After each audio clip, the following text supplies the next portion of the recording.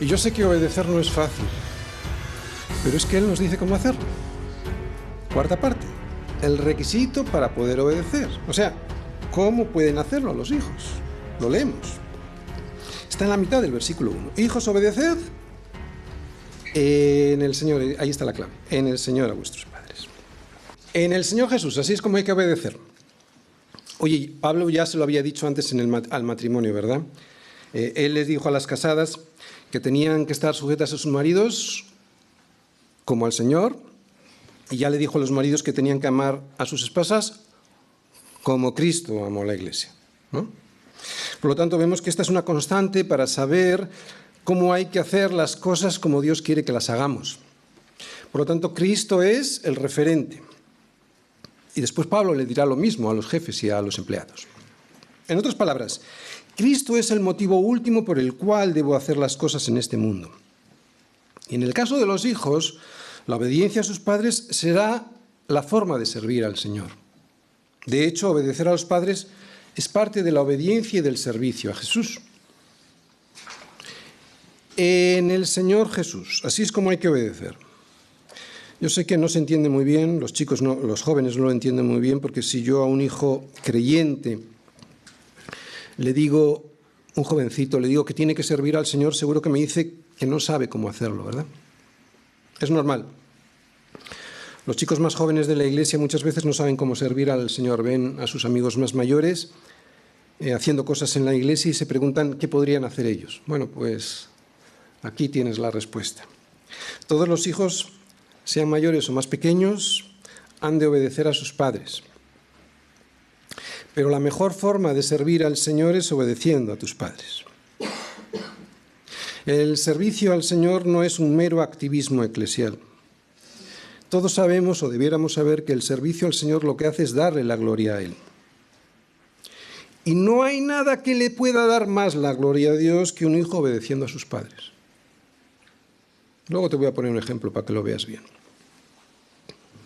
Además, es un potente evangelizador al mundo, ¿no? Una familia, unos hijos que obedecen. Por ejemplo, ver a unos hijos con sus padres en el comedor de un restaurante que no dan guerra, que son educados y obedientes a sus padres, eso no hay predicación que lo supere. Especialmente en un mundo como el nuestro. Recuerdo que el pastor Paul Washer en una ocasión comentó el ejemplo de una familia cristiana, no sé cuántos hijos, 5 o 6 eran bastantes, que entró en un restaurante a comer y los camareros y el personal empezaron a sufrir porque ellos ya saben cómo se comportan los niños modernos, ¿no? Más bien cómo se comportan sus padres, porque el problema lo tienen los padres. Washer dijo que al terminar de comer y al salir por la puerta, todos los empleados del restaurante se pusieron en fila para aplaudir a la familia por lo bien que se había portado. No se me ocurre ejemplo de evangelismo mejor que este que le da la gloria a Dios. ¿Quieres darle la gloria a Dios, hijo? Obedece a tus padres. Se va a ver. Hasta los incrédulos se dan cuenta de la importancia que tiene el orden de Dios. Así que obedecer a los padres es algo, primero, de sentido común. Segundo, algo que Dios dejó escrito en su ley, porque es su carácter. Y tercero, algo que nos demuestra si estamos llenos del Espíritu Santo o no. O sea, si tenemos buena relación con Dios. Por eso este versículo dice en el Señor. En el Señor, porque nos muestra que si un hijo está en el Señor, tendrá pues una buena comunión con Dios y por lo tanto no tendrá problemas a la hora de obedecer a sus padres. Y al revés, que si su comunión con el Señor anda coja, pues le va a costar mucho más ver a sus padres como la extensión del amor de Dios para con Él en esta tierra. Y por lo tanto, pues como no va a haber esa extensión del amor de Dios en sus padres, pues no va a querer someterse a ellos obedeciendo, igual que no lo hace al Señor. Pero en el Señor significa algo más y con esto ya termino. Evidentemente, Pablo en esta carta se está dirigiendo a familias cristianas y, por lo tanto, a padres que no van a abusar de su función. Por eso, en el próximo sermón le veremos dirigirse a los padres para recordárselo.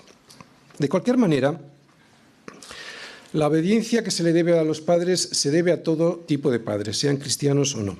El único límite es este, en el Señor.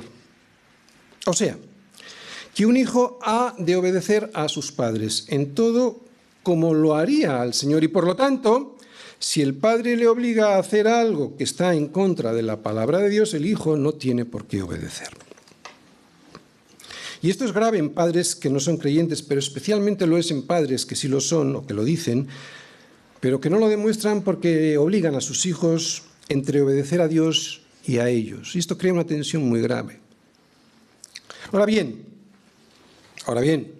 y esto para los hijos, no vale cualquier excusa para desobedecer porque los padres también son pecadores y fallan.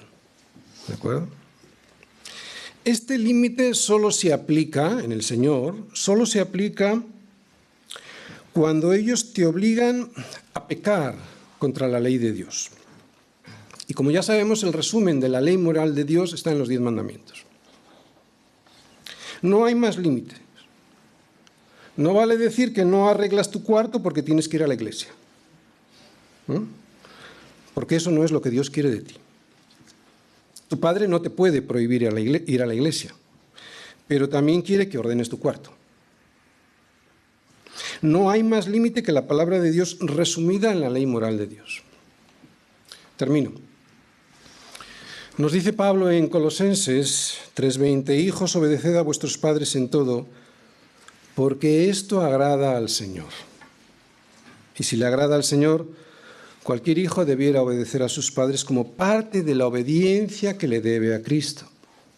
Así pues, hijo, obedecer a tus padres a los que ves es una prueba de que obedeces a Dios a quien no ves. Y rebelarte contra tus padres es rebelarte contra Dios mismo. Y esto es gravísimo. Por eso aprovecha sus consejos, porque son parte de la bendición de Dios para ti. Aprovecha el tiempo con ellos y disfruta haciendo cosas juntos, porque no van a estar siempre contigo. Y pídeles perdón. Cuando te equivoques, pídeles perdón. Hacer todo esto te llenará del Espíritu Santo.